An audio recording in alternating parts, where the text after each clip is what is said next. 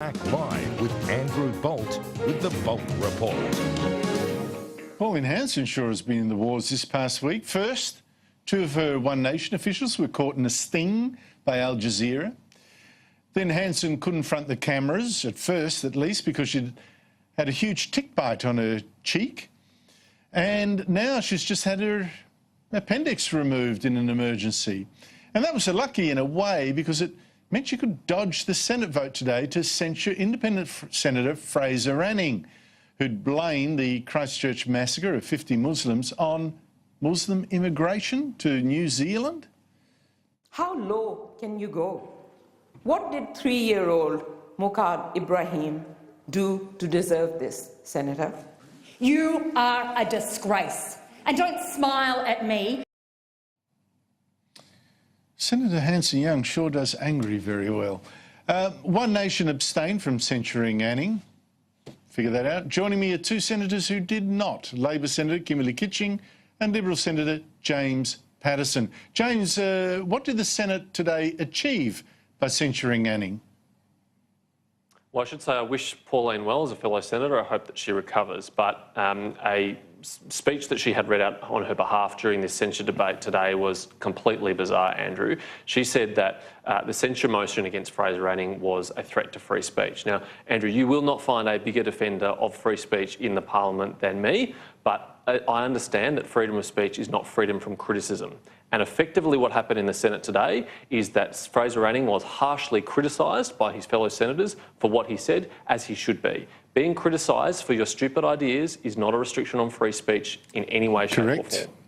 Correct. You're free to speak. I'm free to call you an idiot. Kimberley, what did it achieve today? I think it set a standard of what we would tolerate both in our politics and in general society. So I think it set a standard that racism is not acceptable.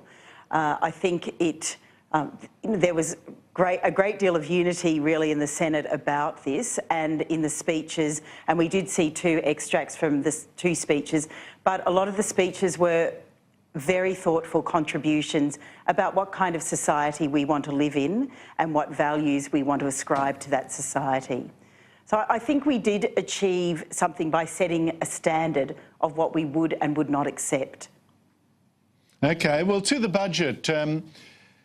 James, what's the big thing that you want voters to think about when they consider the budget that was handed down yesterday? I hate to be trite, Andrew, but we are back in black and we are back on track.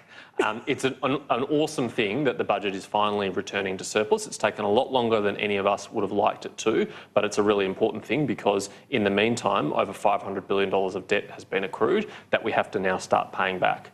But the irresponsible, unsustainable fiscal trajectory that we were left by the Rudd and Gillard government has now been fixed, and we can now start that really important repair task. And we're doing so while we're providing really meaningful income tax relief for working Australians and still guaranteeing the essential services that people rely on. That's a pretty amazing trifecta. You'd be celebrating the return to surplus, Kimberley, wouldn't you? Andrew, we haven't got there yet. This is a promise. And what I also love is the never, never promises contained in this budget. So we've got, for example, some of these promises are out over 10 years. Who knows what is going to happen? Just very specifically, and I want to be very clear, we are not back in surplus yet. And remember, this is something that the Reserve Bank of Australia's chief economist, their assistant governor, said in a speech last week. This government is taxing at twice the rate that wages are rising. This is a government that with a ratio of net government debt to GDP is the highest since the 1950s. It's at 19.2%. This is a government, this budget is really covering what has been quite a chaotic and divided government, and they haven't got their economic messaging right. Remember, this is also a government that has doubled government debt. We are now at more than $500 billion of federal government debt. Now that, James, your response? This government voted with the Greens to scrap the debt ceiling. Andrew, one of the problems that the Labor Party put in. Andrew, one of the problems that Kimberley identified, absolutely is a problem. It's the problem of bracket creep, and it's going to be fixed in this budget. It puts people on workers on incomes from $45,000 a year up to $200,000 a year on a flat rate of income tax of 30%. And guess what? The Labor Party is opposing it. So for all their complaints about things like bracket creep and the rising taxes that represents for working people, they're actually opposing the measure in this budget to fix it. And what about but those Kimberley, people on look, I'm $40,000? prepared to hear you talk about, the bracket creep, etc. You're quite right. But if you're complaining about levels of taxation, here comes Labor promising, that wealth tax, is promising capital gains clawbacks, it's going to go on the franking credits, it's going to go on, it's just $200 billion of extra taxes in 10 years. You can hardly complain. No. But let's just go to the dividend imputation.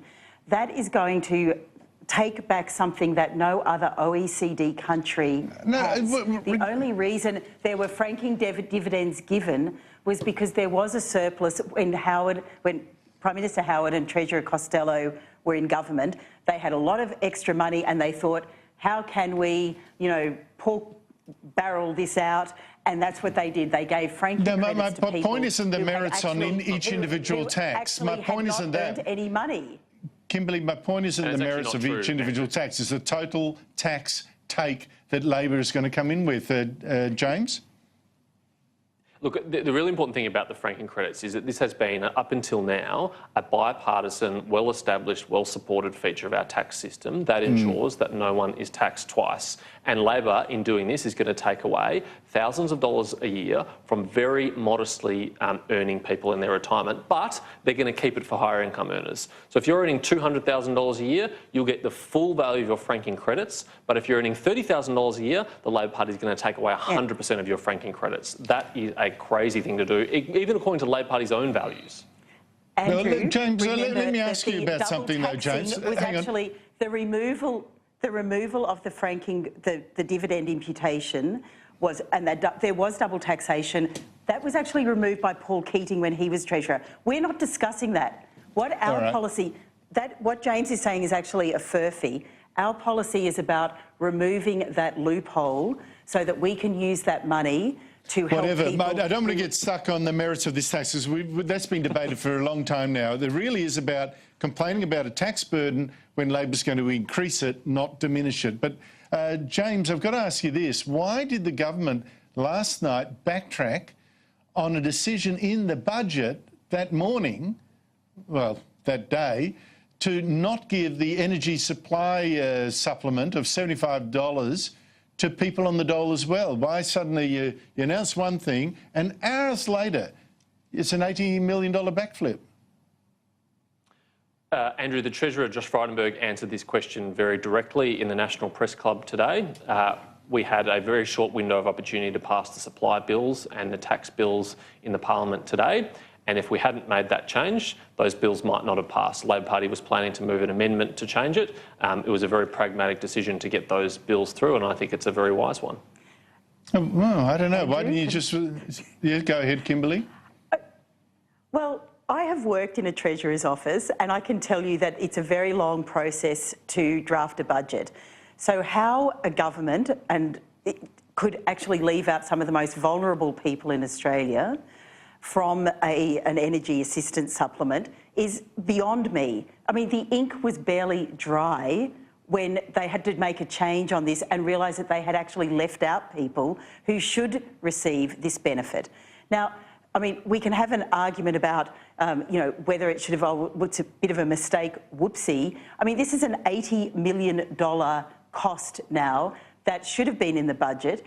It's a very long process to draft a budget. And in fact, you know why? Because they're chaotic, they are divided, and they are distracted.